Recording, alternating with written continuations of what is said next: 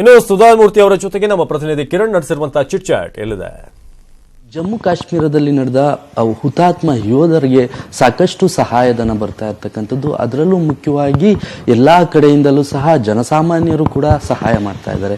ಈಗ ಇನ್ಫೋಸಿಸ್ ಮುಖ್ಯಸ್ಥರಾಗಿರ್ತಕ್ಕಂಥ ಸುಧಾಮೂರ್ತಿ ಅವರು ಕೂಡ ತಮ್ಮ ಇನ್ಫೋಸಿಸ್ ಫೌಂಡೇಶನ್ ಇಂದ ತಲಾ 10 ಲಕ್ಷ ರೂಪಾಯಿ ಹುತಾತ್ಮ ಯೋಧರಿಗೆ ಅರ್ಪಿಸ್ತಾ ಇದ್ದಾರೆ. ಈ ಬಗ್ಗೆ ಮಾತನಾಡೋದಕ್ಕೆ ನಮ್ಮ ಜೊತೆ ಸುಧಾಮೂರ್ತಿ ಅವರೇ ಇದ್ದಾರೆ, ಅವರನ್ನೇ ಕೇಳೋಣ. ಮೇಡಮ್, ಈಗ ಹುತಾತ್ಮರಾಗಿದ್ದಾರೆ, ಅವರ ನೋವು ಸಾಕಷ್ಟು ನಾವು ಅವ್ರು ಬರ್ಸೋದಕ್ಕಾಗಲ್ಲ, ಯಾವ ರೀತಿ ಸಹಾಯ ಮಾಡ್ತಾ ಇದ್ದಾರೆ? ಅವ್ರು ಹುತಾತ್ಮದ ಪೇಪರ್ನಲ್ಲಿ ಓದಿದ ದಿನವೇ ನಮಗೆ ನಮ್ಮೆಲ್ಲರಿಗೂ, ನಮ್ಮ ಕಂಪನಿಯಲ್ಲಿ ಕೆಲಸ ಮಾಡುವ, ನಮ್ಮ ಪ್ರತಿಷ್ಠಾನದಲ್ಲಿ ಕೆಲಸ ಮಾಡುವ ಜನರು ಎಲ್ರಿಗೂ ಬಹಳ ನೋವಾಯಿತು. ಅವರ ಯಾವ ದುಡ್ಡು ಕೊಟ್ಟರು ಅವ್ರು ಜೀವ ತರೋಕ್ಕಾಗೋದಿಲ್ಲ, ಅದು ನಮಗೆ ಗೊತ್ತಿದೆ 100%.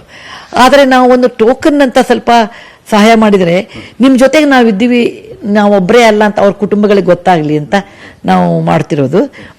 ತಲಾ ಒಬ್ಬೊಬ್ಬ ಹುತಾತ್ಮರಿಗೆ 10 ಲಕ್ಷ ಕೊಡ್ಬೇಕಂತ ಮಾಡಿದ್ದೀವಿ. 42 ಜನರಾಗಿದ್ದಾರೆ, ಎಷ್ಟು ಜನ ಇದ್ದಾರೆ, ಇಂಟು 10 ಅದು ಕೊಡ್ತೀವಿ. ಕೊಡೋ ದುಡ್ಡಿನ ಬಗ್ಗೆ ನಂಗೆ ಹೇಳ್ತಾ ಇಲ್ಲ. ನನಗೇನು ದುಃಖ ಅನಿಸುತ್ತೆ ಅಂದರೆ, 10 ಲಕ್ಷ ರೂಪಾಯಿ ಒಂದು ಡೆವಲಪ್ಮೆಂಟ್ ಪರ್ ಫ್ಯಾಮಿಲಿ ಮಾಡಿದ್ರೆ ಬೇರೆ ಇತ್ತು. ಪಾಪ ಅವ್ರ ಜೀವ ಹೋಗ್ಬಿಟ್ಟಿದೆ ಅಲ್ಲ, ಅದು ನನಗೆ ಬಹಳ ದುಃಖ ಅನಿಸುತ್ತೆ. ನಾವು ತಕ್ಷಣ ನಮ್ಮ ಪ್ರತಿಷ್ಠಾನದಿಂದ ನಾವು ನಮ್ಮ ಮೈಸೂರು ಮಂಡ್ಯ DC ಅವ್ರನ್ನ ಕಾಂಟ್ಯಾಕ್ಟ್ ಅವತ್ತೇ ಮಾಡಿದ್ವಿ. ಗುರು ಅವ್ರ ಫ್ಯಾಮಿಲಿಗೆ ನಾವು ಕೊಡ್ಬೇಕಂತೀವಿ ಅಂತ. ಅವ್ರು ಹೇಳಿದ್ರು ಇನ್ನೂ ಡೆಡ್ ಬಾಡಿ ಬಂದಿಲ್ಲ, ಬರಲಿ, ಅದರೆಲ್ಲ ಒಂದು ಸರಿಯಾಗಿ ಸ್ವಲ್ಪ ತಗ್ಲಿ ಅದಾದ್ಮೇಲೆ ಅಂತ, ಸಮಾಧಾನ ಆಗಲಿ ಅಂತ. ಅದಕ್ಕೆ ಈ ದಿನಗಳಲ್ಲಿ ಬಹುಶಃ ನಾನು ಮಾರ್ಚ್ನಲ್ಲಿ ಆ ಮಂಡ್ಯದ ಕಡೆಗೆ ನಂದು ಟೂರ್ ಇದೆ, ಅವಾಗ ಹೋದಾಗ ಅವ್ರನ್ನ ಭೇಟಿ ಮಾಡಿ ಕಲಾವತಿಯನ್ನ ಭೇಟಿ ಮಾಡಿ ಸಾಂತ್ವನ ಹೇಳಕ್ಕೆ ನಿಜವಾಗಿ ಈಗಲೇ ಮಾಡಬೇಕು. ನಾನು ನಾಳೆಯಿಂದ ಮತ್ತೆ ಟೂರ್ ಮೇಲೆ ಇದ್ದೀನಿ, ಅದಕ್ಕೆ ನಾನು ಮತ್ತೆ ಅಲ್ಲಿ ಹೋಗಿ ಅವ್ರನ್ನ ಮೀಟ್ ಮಾಡಿ ಸಾಂತ್ವನ ಹೇಳಿ, ಅಮ್ಮ ನಿಮ್ಮ ಜೊತೆಗೆ ನಾವು ಎಲ್ಲ ಇದ್ದೀವಿ ಅಂತ. ಇದು ವೀರಮರಣ, ಹಳೆ ಕಾಲದಲ್ಲಿ ಹೇಳ್ತಿದ್ರಲ್ಲ, ವೀರಮರಣ ಆದವ್ರಿಗೆ ಸ್ವರ್ಗನೇ ಸಿಗುತ್ತೆ.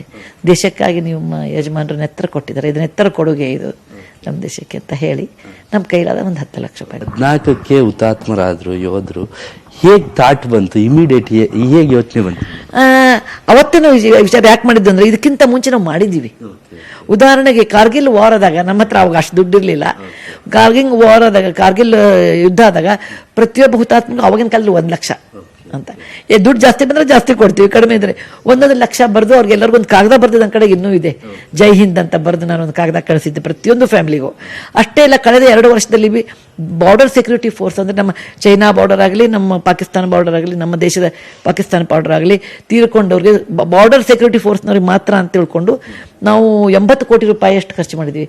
ಅಂದರೆ 800 ಜನರ ಬಲಿದಾನದ ಎಷ್ಟು ಜನ ಹೋಗ್ತಾರೆ ಹೇಳ್ತೀನಿ, ಸಣ್ಣ ಸಣ್ಣ ಕಾರಣ ಆಗಿ. ಅದಕ್ಕೆ ಅವ್ರ ಪ್ರತಿಯೊಂದು ಕುಟುಂಬಕ್ಕೂ ಅವ್ರ ಕುಟುಂಬ ಲೆಕ್ಕ ಹಿಡಿದು ಹೋಗಿ ಅವ್ರ ಮನೆಯಲ್ಲಿ ವಿಚಾರಿಸಿ, ಅದನ್ನು ಕೆಲವೊಂದು ಸರ್ತಿ ಅತ್ತೆ ಮತ್ತು ತಾಯಿ ಮತ್ತು ಸೊಸೆ ಇರ್ತಾರೆ, ಅಥವಾ ಅತ್ತೆ ಸೊಸೆ ಇರ್ತಾರೆ, ಅಥವಾ ತಾಯಿ ಮತ್ತು ಹೆಂಡತಿ ಇರ್ತಾಳೆ. ಅವಾಗ ಜಗಳ ಬಂದ್ಬಿಡ್ತದೆ, ಒಂದು ದುಡ್ಡು ಆಗಿದೆ ಅಲ್ವಾ, ಅವಾಗ ನಾವು ಇಬ್ಬರಿಗೂ 50% ಮಾಡಿಕೊಡ್ತೀವಿ ಎಷ್ಟೋ ಕಡೆಗೂ. ಹಾಗೆ ನಾವು ನೋಡಿ ಪರಿಸ್ಥಿತಿ ನೋಡಿ ಕೊಡ್ತೀವಿ. ಹಾಗೆ ನಾವು ಒಂದು 2 ವರ್ಷದಲ್ಲಿ 80 ಕೋಟಿ ರೂಪಾಯಿ ಅದ್ರ ಮೇಲೆ ಖರ್ಚು ಮಾಡಿದ್ದೀವಿ. ನಾರ್ಮಲಿ ನಾವು ಕೊಟ್ಟಿದ್ರೆ ನಾವು ಹೆಚ್ಚು ಮಾತಾಡೋದಿಲ್ಲ, ಆಡದೆ ಮಾಡುವನು ರೂಢಿಯೊಳಗೆ ಉತ್ತಮ. ಈ ಕೈಲಿ ಕೊಟ್ಟಿದ್ದು ಇನ್ನೊಂದು ಕೈಲಿ ಗೊತ್ತಾಗಬಾರ್ದು ಯಾಕೆಂತ. ಆದ್ರೆ ಕೆಲವೊಂದು ಬಾರಿ ಕೆಲವೊಬ್ಬರು ಹೇಳ್ತಾರೆ, ನೀವು ಇದನ್ನ ಹೇಳಬೇಕು, ಇದನ್ನ ನೋಡಿ ಎಷ್ಟೋ ಜನರಿಗೆ ಕೊಡ್ಬೇಕು ಅನ್ನೋದೊಂದು ಆಸೆ ಬಂದ್ಬಿಟ್ಟು ಕೊಡ್ಬೇಕು, ಇನ್ಸ್ಪಿರೇಷನ್. ಅದೊಂದೇ ರೀಸನ್ ಹೊರತು ನಮ್ಗೆ ಕೊಟ್ಟಿದ್ದಕ್ಕೆ ನಮ್ಮ ಹೆಸರು ಬರಬೇಕು ಅಂತ ಹಂಗೆ ನಮ್ಗೆ ಯಾವ ಇರೋದಿಲ್ಲ.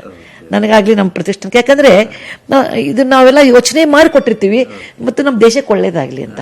ಸೊ ಆವಾಗ ಕೊಟ್ಟಿದ್ದೀವಿ. ಅಷ್ಟೇ ಅಲ್ದೇ ಪಂಜಾಬ್ನಲ್ಲಿ ಈ ಗಡಿ ಗಲಾಟೆಯಲ್ಲಿ ಎಷ್ಟೋ ಜನರಿಗೆ ಜೀವ ಹೋಗೋಲ್ಲ, ಒಂದು ಕಾಲು ಹೋಗುತ್ತೆ, ಒಂದು ಕೈ ಹೋಗುತ್ತೆ, ಅವ್ರ ಜೀವನ ಬಹಳ ಕಷ್ಟ.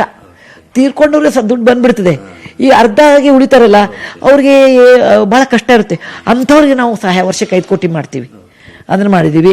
ಆಮೇಲೆ ಎಷ್ಟು ಕಡೆಗೆ ಹುತಾತ್ಮರಾದವ್ರ ಮಕ್ಕಳಿಗೆ ಮಾಡ್ತಾ ಇದ್ದೀವಿ. ವರ್ಷಕ್ಕೆ 5 ಕೋಟಿ ಅಲ್ಲ, ವರ್ಷಕ್ಕೆ 10 ಕೋಟಿ ರೂಪಾಯಿ ಅದನ್ನ ಖರ್ಚು ಮಾಡ್ತೀವಿ. 5 ಕೋಟಿ ರೂಪಾಯಿ ಕೈಕಾಲು ಕಳ್ಕೊಂಡವ್ರಿಗೆ, 5 ಕೋಟಿ ರೂಪಾಯಿ ಮಕ್ಕಳಿಗೆ, ಓಕೆ, ಅಂಥವ್ರ ಮಕ್ಕಳಿಗೆ ಹೀಗೆ ಅಂತ. ಅವ್ರು ಪೆನ್ಷನ್ ತೊಗೊಂಡು ಬಂದುಬಿಡ್ತಾರೆ, ಅದ್ರೊಳಗೆ ಸಾಲೋದಿಲ್ಲ. ಸೊ ಹೀಗೆ ನಾವು ಯಾವಾಗಲೂ ಒಂದು 17-18 ವರ್ಷ ನಾವು ಯಾವಾಗಲೂ ಮಿಲಿಟರಿ ಜೊತೆ ಕೆಲಸ ಮಾಡ್ಕೋತೇನೆ ಇದ್ದೀವಿ ಅಂತ. ಇದಿಷ್ಟು ಇನ್ಫೋಸಿಸ್ ಫೌಂಡೇಶನ್ನ ಮುಖ್ಯಸ್ಥರಾಗಿರ್ತಕ್ಕಂಥ ಸುಧಾಮೂರ್ತಿ ಅವರ ಮಾತುಗಳು. ಕ್ಯಾಮ್ರಾ ಪರ್ಸನ್ ನೂರ್ ಜೊತೆ ಕಿರಣ್, ನ್ಯೂಸ್ 18 ಕನ್ನಡ, ಬೆಂಗಳೂರು. ಇವಷ್ಟೇ ಹೊತ್ತಿನ ಪ್ರಮುಖ ಸುದ್ದಿ ಇದೀಗ. ಪಾಕ್ ವಿನಾಶ ವ್ಯೂಹ ವಿಶೇಷ ಕಾರ್ಯಕ್ರಮ ಪ್ರಸಾರವಾಗುತ್ತೆ, ನೋಡ್ತಾ ಇರಿ ನ್ಯೂಸ್ 18 ಕನ್ನಡ. ಜಾಲ ನಮ್ಮದು, ಬಲ ನಿಮ್ಮದು.